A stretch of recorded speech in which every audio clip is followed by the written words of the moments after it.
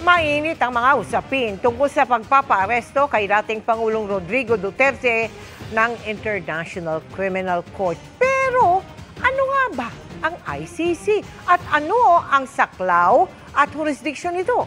Himayin natin sa pagtutok ni Maki Pulido.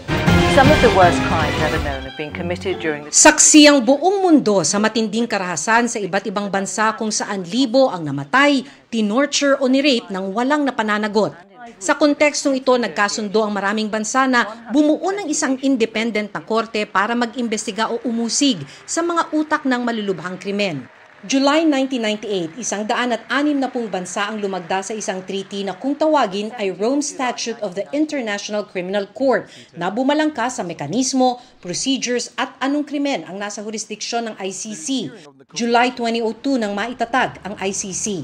Ang Pilipinas lumagda sa Rome Statute noong December 2000 at niratify o pinagtibay ito ng Senado noong August 2011. Bago itinayo ang ICC, International Criminal Court, walang korte sa mundo na may kakayahang maglitis ng mga kasong kriminal na pinakamalubhang kaso. 4 na malulubhang krimen ang nasa jurisdiksyon ng International Criminal Court: genocide, war crime, crime of aggression at crimes against humanity na kinakaharap ni dating Pangulong Rodrigo Duterte. Hindi pinangingibabawan ng ICC ang mga regular na korte ng mga estado. Papasok lang ito sa eksena kung hindi kumikilos ang estado o hindi tunay ang hangarin nitong mapanagot ang mga individual sa likod ng mga malubhang krimen. Ang ICC is not actually meant to try all sorts of crimes, no?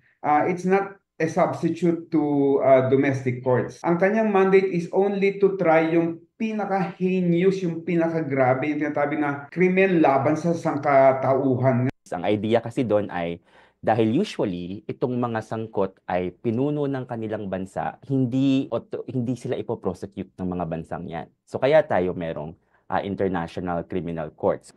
Noong March 2019, panahon ng Administrasyong Duterte, umatras ang Pilipinas mula sa Rome Statute. Pero sabi ng International Criminal Court, dahil naganap ang mga di umano'y krimen habang miyembro pa ang Pilipinas, may jurisdiction pa rin ang ICC sa kaso.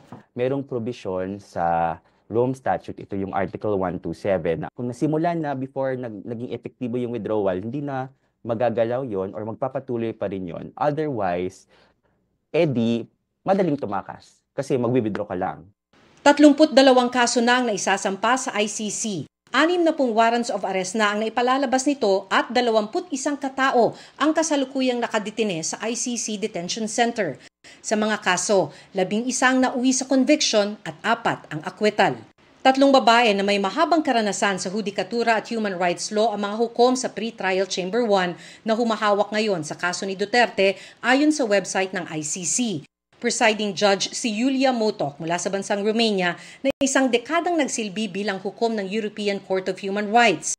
Mula sa bansang Benin, Africa, si Judge Reyna Lapini Ganso na naging hukom na rin sa Permanent Court of Arbitration.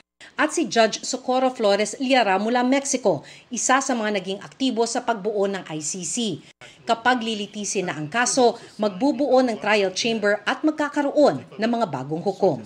Para sa GMA Integrated News, Maki Pulido, nakatutok 24 oras.